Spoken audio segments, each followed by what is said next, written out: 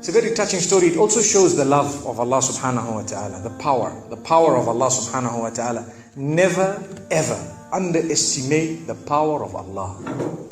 You know, there was a sheikh who mentioned this in Saudi Arabia, and there was a doctor that visited him from Pakistan and told him a story that happened to him. So he says, what happened to me? He says, the doctor who's speaking is a top neurologist, one of the top doctors in Pakistan, or, you know, a very, very good doctor, very hard to meet. It's said that perhaps you would have to wait months on end before you can get an appointment to see him. So what happened is, he says, I was flying from one city to another, a very busy man, flying quite often within the country and perhaps even outside. And he says, suddenly the clouds built up.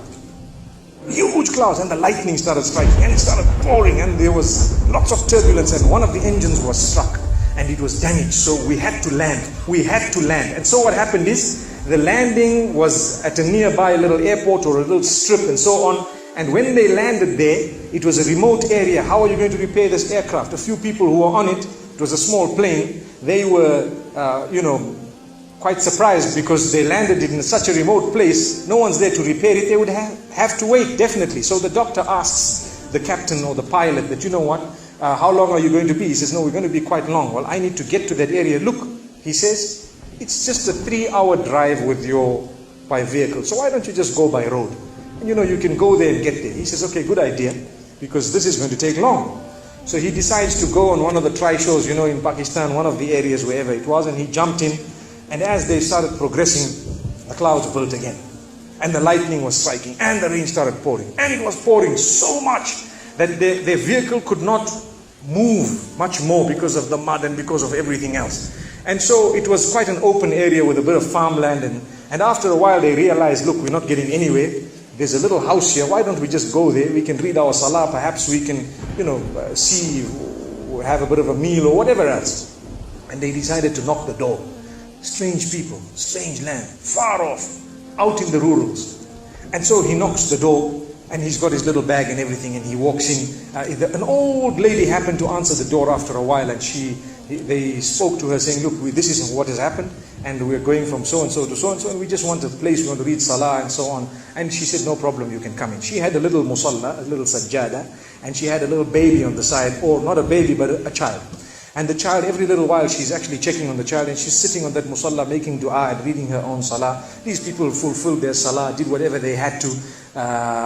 And when they were about to leave, they spoke to the old lady saying, thank you very much, jazakumullah khair, and so on. And, we're going, what's happening to this child, So the woman says, look, the child is an orphan. And the child is unwell, not well at all, very sick. And we've been to all the doctors around. And subhanallah, I'm the grandmother of this child. The doctors have told us that there is only one specialist around who can help this child. And we tried to make an appointment, but they asked us to come 6 months later. And it's far away. I've been making dua to Allah ever since that day. Ya Allah, make it easy for us. The child is sick. Make it easy for us, Ya Allah. So the man says, what's the name of that specialist? So the granny says, it's Dr. Ishan. Immediately this doctor burst into tears. He burst into tears. Straight away, he burst into tears. Why are you crying? Your dua has just been accepted.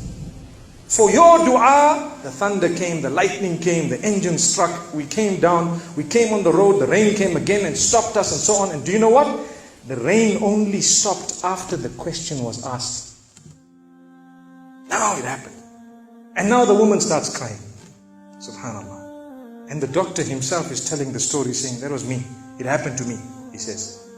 And he says, I learned that Allah's armies are beyond limits. Allah uses whatever He wants to get what He wants done. So, where in the wildest of the dreams of this person would they have felt or believed that the top man, whom it is semi-impossible to see without big appointments, would actually be driven all the way to the door, knock the door, come in here, read some salah, and they would have to serve the child here.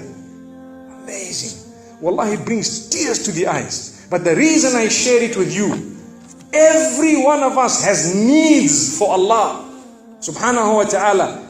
Just keep calling. Just have yaqeen. Have conviction.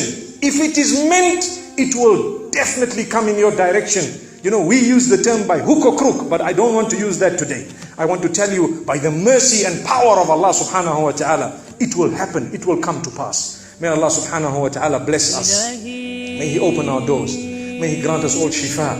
And may He make us firm believers that for Him, nothing is impossible. Wa sallallahu wa sallama wa baraka ala nabina Muhammad.